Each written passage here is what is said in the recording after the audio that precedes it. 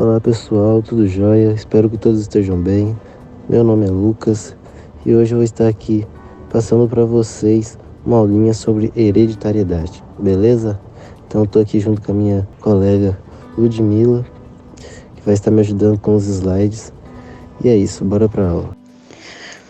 Olá pessoal, meu nome é Ludmila, eu estarei aqui ajudando o professor Lucas com os slides, tá bom? Espero que vocês aproveitem bastante, espero que vocês gostem dessa aula. Boa aula! Bom, então pessoal, como a gente já comentou, o assunto dessa aula vai ser a hereditariedade. Bom, mas vocês sabem o que é a hereditariedade? A hereditariedade, pessoal, é o conjunto de processos biológicos que asseguram que cada ser vivo receba e transmita informações genéticas através da reprodução. Algo bem comum, pessoal, é vocês se perguntarem se vocês se parecem com alguém da sua família, por exemplo, com seus pais ou avós. O que acontece? Vocês provavelmente têm características que são semelhantes a deles, como a cor dos olhos, tipo de cabelo, formato, tamanho do nariz e entre outras características. Essas características hereditárias são características que são transmitidas geneticamente, ou seja, características transmitidas geneticamente de pais para filhos. Nós herdamos as características.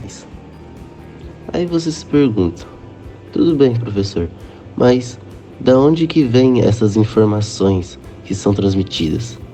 Bom, pessoal, todos nós, seres vivos, temos o que chamamos de código genético. O código genético é o responsável por armazenar as nossas características. No caso dos seres vivos, esse código genético é conhecido como material genético. Nos seres humanos, nas pessoas, em nós chamamos esse código genético, esse material genético, de DNA. Bom, pessoal, já que o nosso material genético em nós, seres humanos, é o DNA, nós temos que nos recordar sobre aonde nós vamos encontrar o DNA no nosso corpo. Quando nós, pessoal, vamos fazer uma busca pelo DNA, nós geralmente procuramos em algumas células do nosso corpo. Como todos nós já sabemos, as células possuem características que são individuais e únicas para cada tipo de célula. No caso da maioria das células, nós encontramos nelas os núcleos. Então, quando nós vamos observar uma célula, nós encontramos no centro dessa célula o núcleo. O núcleo, pessoal, é o local de armazenamento do material genético, ou seja, do DNA. Bom, e quando nós analisamos o núcleo da célula e vemos o nosso material genético, nós vemos o que é uma estrutura chamada de cromossomos. O cromossomo, pessoal, é nada mais do que o DNA compactado. O DNA compactado, professor, como assim? Bom, o que acontece? O nosso material genético, o DNA, ele é muito grande. Então, ele se enrola nessas bolinhas amarelas que são as proteínas e vão formando esse formato como se tivesse um formato de X. Mas para que ele faz isso? Ele faz isso para se compactar, pessoal. Ele serve para reduzir o seu tamanho para caber dentro do núcleo da célula, já que o nosso material genético é muito extenso, muito grande. Então, quando nós falamos de cromossomo, nós temos que lembrar de DNA. O DNA é o cromossomo compactado. E o DNA, pessoal, como a gente já sabe, ele é muito importante pelo fato de que ele vai dar as nossas informações, todas as nossas características para a formação do nosso corpo. Como nós já comentamos anteriormente, como tipo de cabelo, cor dos olhos, formato, certo, pessoal? Então o DNA contém informações como se fosse uma receitinha de bolo para poder fazer nós seres humanos. Então, revisando, pessoal, Quando eu falar cromossomos, nós temos que ter em mente que eu estou falando do DNA.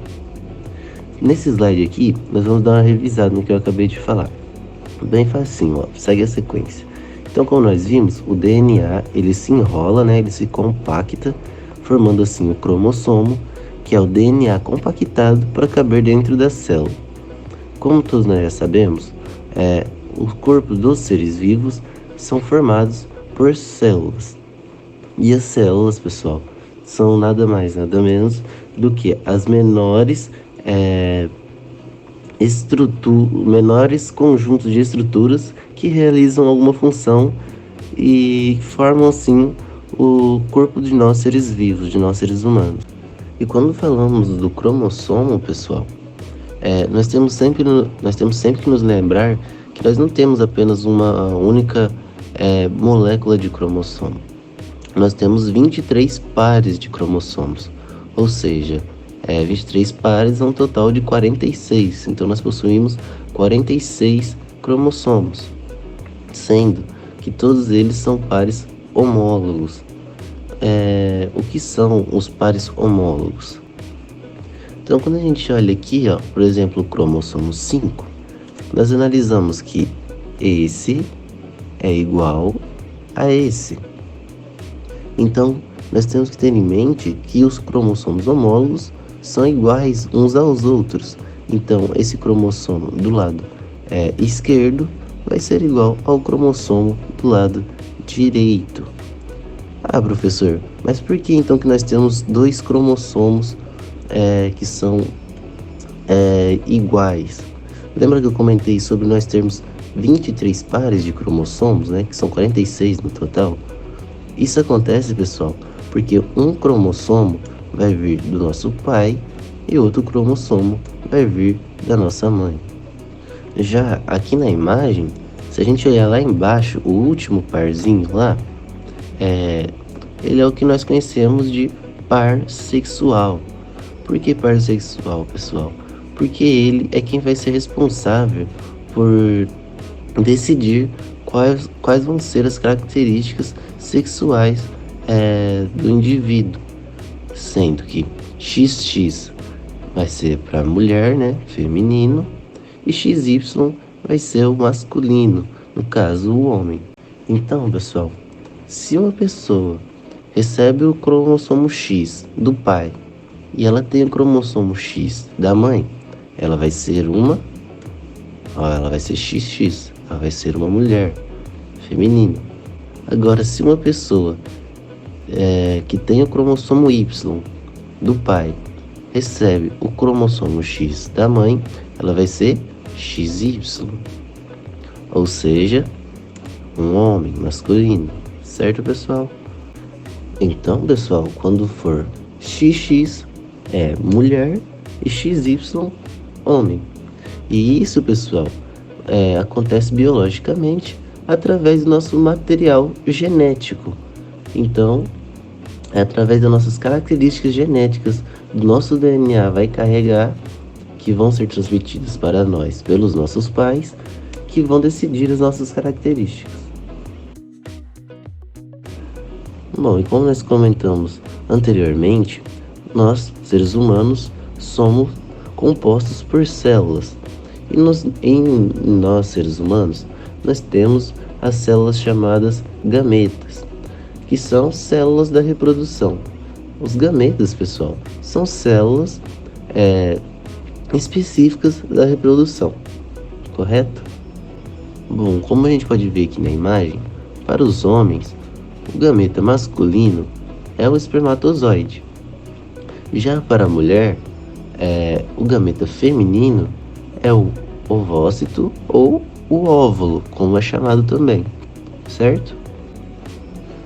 Bom, pessoal, e para a formação de um novo indivíduo, nós temos que ter um processo de fecundação. O processo de fecundação, pessoal, ocorre quando os gametas masculinos, o espermatozoide, se encontra com o gameta feminino, que no caso é os óvulos. Quando eles têm essa junção, nós temos assim um processo chamado de fecundação. Bom, pessoal, então aqui no caso da fecundação, Como eu falei anteriormente, o gameta feminino e o gameta masculino se encontram para ter assim a formação da fecundação e o surgimento de uma nova prole. Então, pessoal, nós temos que ter em mente, como eu havia dito anteriormente, nós temos 23 pares de cromossomos, ou seja, 46. Desses 23 pares de cromossomos, 23 são enviados pela nossa mãe e 23 são enviados pelo nosso pai, totalizando assim 46 cromossomos, certo?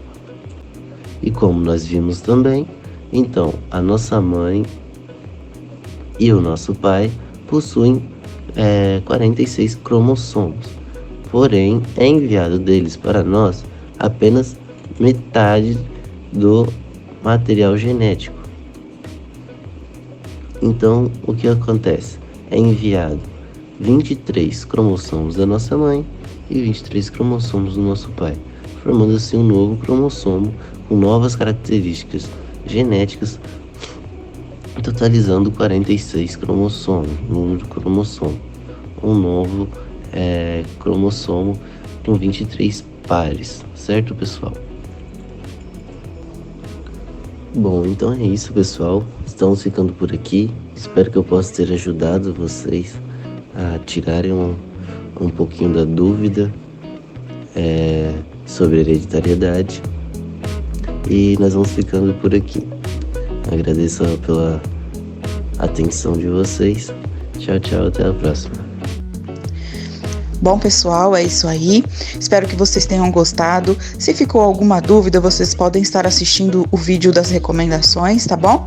E até a próxima aula. Tchau, tchau.